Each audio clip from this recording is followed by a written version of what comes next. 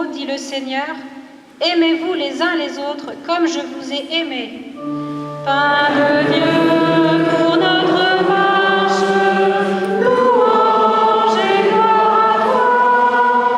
Pain du peuple de la Pâque, louange et gloire à toi. Le Seigneur soit avec vous. Évangile de Jésus-Christ selon saint Jean.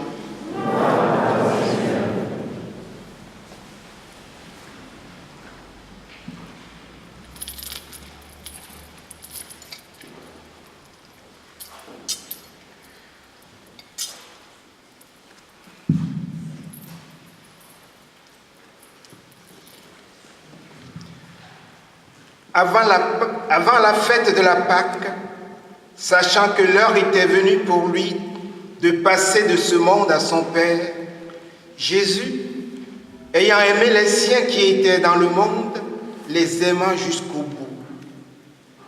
Au cours du repas, alors que le diable a déjà mis dans le cœur de Judas, fils de Simon l'Iscariote, l'intention de le livrer, Jésus, sachant que le Père a tout remis entre ses mains, qu'il est sorti de Dieu et qu'il s'en va vers Dieu, se lève de table, dépose son vêtement et prend un linge qui se noue à la ceinture. Puis il verse de l'eau dans un bassin. Alors, il se mit à laver les pieds des disciples et à les essuyer avec le linge qu'il avait à la ceinture. Il arrive donc à Simon-Pierre qui lui dit, « C'est toi, Seigneur, qui me laves les pieds ?» Jésus lui répondit, « Ce que je veux faire, tu ne le sais pas maintenant. Plus tard, tu comprendras. » Pierre lui dit, « Tu ne me laveras pas les pieds, non, jamais. » Jésus lui répondit, « Si je ne te lave pas, tu n'auras pas de part avec moi. » Simon-Pierre lui dit, « Alors Seigneur, pas seulement les pieds, mais aussi les mains et la tête. » Jésus lui dit, « Quand on vient de prendre un bain, on n'a pas besoin de se laver, sinon les pieds. On est pur tout entier. Vous-même, vous êtes purs, mais non pas tous. » Il savait bien qui allait le livrer, et c'est pourquoi il disait, « Vous n'êtes pas tous purs. » Quand il leur eut lavé les pieds, il reprit son vêtement, se mit à table et leur dit, « Comprenez-vous ce que je viens de faire pour vous? Vous m'appelez Maître et Seigneur, et vous avez raison, car vraiment je le suis. Si donc moi, le Seigneur et le Maître, je vous ai lavé les pieds, vous aussi, vous devez vous laver les pieds les uns aux autres.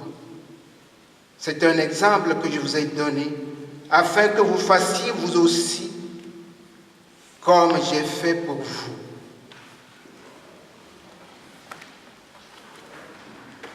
Acclamons la parole de Dieu.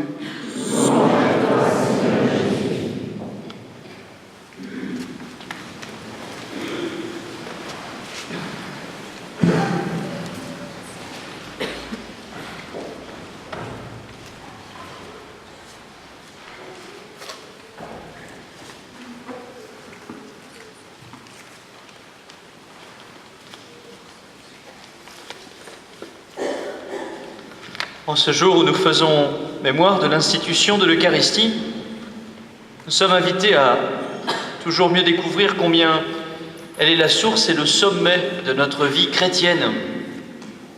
Ce jeudi saint est le 2 avril et correspond donc au jour anniversaire de l'entrée dans la vie du ciel du saint pape Jean-Paul II. Laissons-nous renouveler par l'enseignement si riche qu'il nous a offert dans sa dernière encyclique, l'Église vit de l'Eucharistie, en ce jour du 10e anniversaire de son entrée au ciel. Voici ce que le pape Jean-Paul II écrivait au paragraphe 22 de cette encyclique. L'incorporation au Christ, réalisée par le baptême, se renouvelle et se renforce continuellement par la participation au sacrifice de l'Eucharistie, surtout par la pleine participation que l'on y a dans la communion sacramentelle. Nous pouvons dire non seulement que chacun d'entre nous reçoit le Christ, mais aussi que le Christ nous reçoit chacun d'entre nous. Il resserre son amitié avec nous. « Vous êtes mes amis », dit Jésus. Quant à nous, nous vivons grâce à lui. Celui qui mangera vivra par moi. Pour le Christ et son disciple, demeurer l'un dans l'autre se réalise de manière sublime dans la communion eucharistique. Demeurez en moi comme moi en vous. Et le pape Jean-Paul II poursuit, en s'unissant au Christ, le peuple de la Nouvelle Alliance, loin de se refermer sur lui-même, devient sacrement pour l'humanité, signe et instrument du salut opéré par le Christ, lumière du monde et sel de la terre, pour la rédemption de tous. La mission de l'Église est en continuité avec celle du Christ. L'Église reçoit les forces spirituelles nécessaires à l'accomplissement de sa mission dans l'Eucharistie. L'Eucharistie, ainsi, est en même temps la source et le sommet de toute l'évangélisation, puisque son but est la communion de tous les hommes avec le Christ, et en lui avec le Père et l'Esprit Saint. Toute la vie de l'Église ne se limite pas à la célébration de l'Eucharistie, nous le comprenons bien. Mais comme nous venons de l'entendre dans les propos du pape Jean-Paul II, l'Eucharistie, c'est comme le point de départ de la mission. C'est la raison pour laquelle on la célèbre habituellement et de manière plus grandiose dans la semaine, le dimanche, le premier jour de la semaine, pour nous nourrir du Christ pour tout le reste de la semaine. Demandons-nous ce que serait l'Église sans l'Eucharistie dans laquelle les fidèles sont réunis pour boire à la même source en recevant le Christ dans le don qu'il a fait de sa vie sur la croix. Je voudrais que ce soir nous regardions comment la liturgie elle-même, le déroulement de la messe, dit en quoi l'Eucharistie est la source et le sommet de la vie chrétienne. Regardons ensemble ce déroulement de l'Eucharistie, ce déroulement de la liturgie, pour qu'à chaque fois que nous venons à la messe, à chaque fois que nous participons à la messe, nous accueillons ce continuel renouveau. La première chose que nous faisons, c'est tout bête de le dire, mais c'est important, c'est de nous rassembler pour célébrer l'Eucharistie. Et le mot même « église » veut dire rassemblement. Ça vient d'un mot grec, ekkaleo, qui veut dire « ceux qui ont entendu l'appel ». L'assemblée des chrétiens, c'est l'assemblée de ceux qui ont entendu l'appel du Seigneur à se rassembler. La Pâque, c'est toujours la Pâque de la communauté. C'est la Pâque de chacun d'entre nous, mais c'est toujours la Pâque vécue ensemble. C'est ce que nous dit magnifiquement la première lecture, qui est très communautaire. Parle ainsi à toute la communauté d'Israël. Que l'on prenne un agneau par famille, un agneau par maison, et si la maison est trop petite, on le prendra avec son voisin, selon le nombre de personnes. La Pâque est la Pâque de l'assemblée, de la communauté. La messe est le lieu ordinaire du rassemblement de la communauté chrétienne. Dans la semaine, dans le mois, chacun des chrétiens a son activité. On va au caté, n'est-ce pas ? On va à l'aumônerie, pour un certain nombre d'entre nous. D'autres ont leurs activités, annoncent l'évangile à l'école Saint-Joseph. D'autres participent au mouvement chrétien des retraités. Certains sont à l'aumônerie hospitalière. Certains aident pour l'accompagnement des familles en deuil, la préparation au baptême. Mais le dimanche, toute la communauté se rassemble. Jeunes et vieux. Je ne devrais peut-être pas regarder parce que du coup c'est vexant. Mais... Enfin, en tout cas, jeunes et les vieux. En tout cas, quel que soit notre âge, nous nous rassemblons. Quelle que soit notre condition sociale aussi, pauvre ou riche, nous nous rassemblons. L'Église n'est pas un club fermé et elle ne doit pas l'être. Ce qui est beau, c'est que dans l'Eucharistie, nous nous rassemblons parce que nous sommes chrétiens, mais notre rassemblement signifie plus que cela. C'est comme une prophétie de nous rassembler. Quand nous nous rassemblons, nous signifions aussi, nous prophétisons la réunion de toute l'humanité. Nous le disons dans la prière eucharistique. Quand nous serons nourris de son corps et de son sang et remplis de l'Esprit Saint, accorde-nous d'être un seul corps et un seul esprit dans le Christ. C'est mon plus grand souhait pour cette Pâque cette année, pour chacun de nous, que dans 3 jours, le soir de la Vigile pascale, le jour de Pâques, que nous ayons vraiment le sentiment d'être une seule famille. Et peut-être, pour que cela soit bien concret, qu'au bout de ces 3-4 jours, nous ayons au moins rencontré un chrétien de la communauté chrétienne que nous ne connaissions pas. Que nous ayons mis un nom sur un visage que nous croisons à la messe, que nous croisons dans les rassemblements de la paroisse, mais que nous ne connaissons pas. Et que cela, nous venions le puiser dans l'Eucharistie, le rassemblement des chrétiens.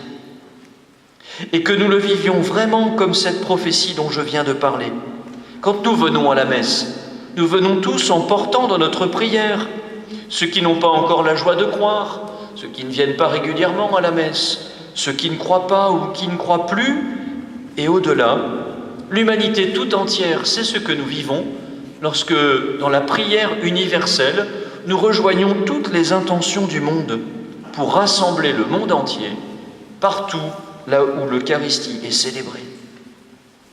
Après nous être rassemblés, et dans un premier temps, à chaque messe, nous commençons toujours par demander pardon et par dire merci. Grégoire, regarde-moi. À chaque fois, nous faisons ça. Nous demandons pardon et puis nous disons à Dieu qu'il est grand.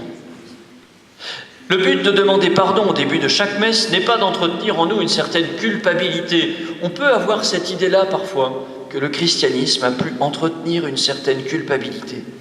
Mais là n'est pas la question. C'est plutôt que quand nous venons à la messe, nous venons aussi reconnaître nos limites, nos pauvretés, le mal que l'on subit et malheureusement le mal auquel nous participons, le mal que nous faisons, même si ce mal ne nous paraît pas très grand.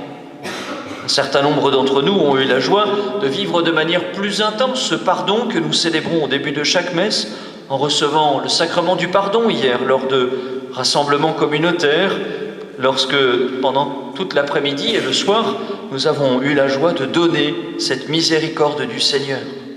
Que ceux qui n'ont pas encore eu la joie de la vivre n'hésitent pas à demander encore aux prêtres pour qu'ils puissent vivre la réconciliation avant Pâques, et s'ils ont du mal à la vivre, qu'ils demandent cette grâce à Pâques de découvrir qu'au début de chaque messe, nous crions avec l'aveugle « Seigneur, prends pitié !» et que comme lui, nous voulons recevoir et entendre que Dieu notre Père vous montre sa miséricorde. Et moi, au nom du Père, du Fils et du Saint-Esprit, je vous pardonne tous vos péchés, comme les prêtres le disent lorsqu'ils donnent le sacrement du pardon. Nous ne pouvons pas atteindre l'autel de Dieu sans passer par la porte de l'humilité. C'est cela que nous apprend l'Eucharistie lorsqu'au début de la messe, nous demandons au Seigneur de prendre pitié de nous. Lorsque nous avons célébré la miséricorde de Dieu, que Dieu nous a relevés, nous pouvons alors chanter la gloire de Dieu. Nous louons Dieu pour sa bonté. Là aussi, dans le gloire à Dieu, il y a une attitude essentielle de notre vie chrétienne. Vivre dans l'action de grâce, vivre la joie de l'Évangile, comme le dit et le répète le pape François. La louange de Dieu pour ce qu'il est et parce qu'il nous a donné la vie. Toi qui donnes la vie, nous allons l'entendre tout à l'heure au début de la prière eucharistique, là aussi, le Seigneur qui donne la vie. Nous pouvons, en chantant le gloire à Dieu, aussi nous laisser émerveiller par ces paroles du psalmiste « Comment rendrai-je au Seigneur tout le bien qu'il m'a fait ?» C'est ce que nous faisons lorsqu'à chaque messe, nous chantons le gloire à Dieu, avec la petite frustration pendant le temps de l'Avent et le temps du carême, de ne pas le chanter, sauf quand il y a une solennité qui nous donne de dire à nouveau gloire à Dieu. Lorsque nous avons prié, ensuite nous nous asseyons pour que nous nous nourrissions de la table de la parole. Nous ne pouvons pas tout dire ce soir de la liturgie, mais nous ne pouvons pas ne pas souligner la place essentielle de la table de la parole, comme le dit le Concile Vatican II. Évidemment, nous pouvons lire la Bible chez nous, j'espère que nous le faisons, que nous nous nourrissons de la parole de Dieu chez nous, en préparant les textes du dimanche qui vient, comme votre curé vous le répète régulièrement, le lundi ou le mardi en lisant la première lecture, le mercredi ou le jeudi en priant avec la deuxième lecture, le vendredi ou le samedi en priant avec l'Évangile. Mais nous pressentons qu'il y a quelque chose d'important d'écouter ensemble la parole de Dieu. Comme prêtre, moi j'aime vous regarder celui qui lit ou celle qui lit, ou fermer les yeux pour écouter celui ou celle qui lit, ou lire dans le prion en église, peut-être parfois parce que nous n'entendons pas bien, pour bien nous nourrir de la parole de Dieu. La parole aussi nous unit, nous rassemble, nous nourrit au cœur de l'Eucharistie. Qui n'a pas un jour été grandement éclairé ou consolé par une parole de la Bible entendue lors de la messe? Devenons des amoureux de la parole de Dieu, qu'elle soit vraiment, comme le dit le psalmiste, une lumière de nos pas, la lampe de notre route. Contemplons maintenant le cœur de la messe, la consécration et la communion. Mais n'oublions pas l'attitude à laquelle nous sommes invités lorsque nous présentons les offrandes. Nous allons le faire de manière plus déployée d'ailleurs ce soir, en les déposant en partie sur cette table et en portant les offrandes qui deviendront le corps et le sang du Christ, le pain eucharistique, le vin de l'Eucharistie, en le portant jusqu'à l'autel où nous les consacrerons. Avec ce pain, avec ce vin, fruit de la terre et du travail des hommes, nous nous rappelons à chaque Eucharistie que c'est toute notre vie qui doit être eucharistique. Notre vie doit être nourrie de l'Eucharistie et l'Eucharistie nourrie de notre vie. Nous nous présentons, pour ainsi dire, ça n'est pas de moi, mais du curé d'Ars, dans la patène, pour que le Seigneur nous transforme, qu'il fasse de nous une éternelle offrande à sa gloire, disons-nous, dans la prière eucharistique numéro 3. C'est ce que nous lui demandons. Là aussi, à chaque fois que nous vivons l'offertoire, ne soyons pas seulement distraits par notre porte-monnaie, car malheureusement ça correspond au moment où on se prépare à faire la quête. Mais présentons-nous au Seigneur. Et d'ailleurs, cette petite pièce, ce petit billet, ou ce gros billet, ce que nous pouvons déposer en tout cas, il est aussi un petit bout de notre vie, de ce que nous avons gagné, de ce que nous gagnons. Mais il y a là quelque chose de grand et de beau. Tout ce que nous vivons est transformé par l'Eucharistie. Et tout ce que nous faisons quand nous sommes nourris par l'Eucharistie est transformé. Nos vies, nous les portons donc au Christ dans l'offrande que nous faisons de sa vie, en commémorant le don qu'il a fait de sa vie sur la croix. Nous en faisons mémoire lorsque nous reprenons les paroles du Christ lors de son dernier repas, selon ce que nous avons entendu de Paul tout à l'heure. Ainsi donc, chaque fois que vous mangez ce pain et que vous buvez à cette coupe, vous proclamez la mort du Seigneur jusqu'à ce qu'il vienne. Oui, dans la messe, nous ne faisons pas que représenter le dernier repas de Jésus. Nous faisons plus que cela. La messe nous rend présents à la croix de Jésus. À chaque fois que nous venons à la messe, rappelons-nous-le. Nous sommes rendus présents à la croix du Christ, au corps livré de Jésus, au sang versé du Christ. Et cette offrande nous guide, elle nous nourrit. Nous nous nourrissons de l'Eucharistie, comme le disait tout à l'heure le pape Jean-Paul II dans les paroles que nous avons rappelées, pour que nous puissions, en le recevant, lui qui s'est donné pour nous, nous donner à notre tour. Je finis là, à travers ces paroles, en faisant ici évidemment le lien avec le lavement des pieds que nous avons entendu. Saint Jean, qui a longuement laissé le Christ parler de sa présence dans l'Eucharistie au chapitre 6, en nous disant qu'il est le pain de vie, ne choisit pas de rappeler les paroles du Christ lors de la scène, mais ce beau geste que nous allons faire dans quelques instants du lavement des pieds.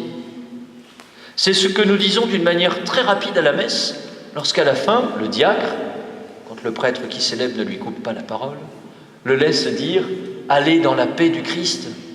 Lorsque nous entendons « Allez dans la paix du Christ », ayons cette image du lavement des pieds, surtout nous qui sommes du diocèse de Chartres. Vous vous demandez quel est le lien? Vous n'oubliez pas que c'est le geste qu'a choisi notre évêque pour sa devise. C'est les armes de notre évêque, le lavement des pieds.